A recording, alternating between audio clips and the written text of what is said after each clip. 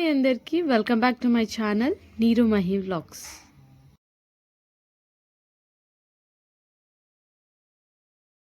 ముందుగా అందరికీ హ్యాపీ భోగి.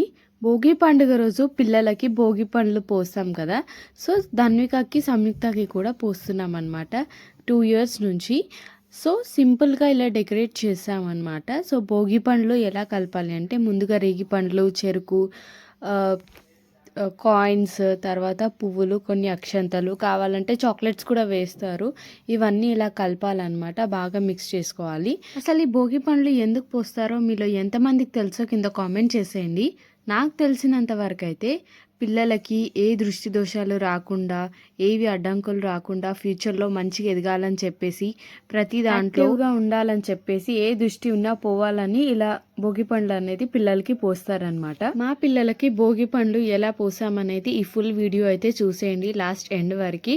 ఎలా అనిపించిందో కామెంట్ చేయండి, లైక్ చేయండి, నచ్చితే షేర్ కూడా చేయండి.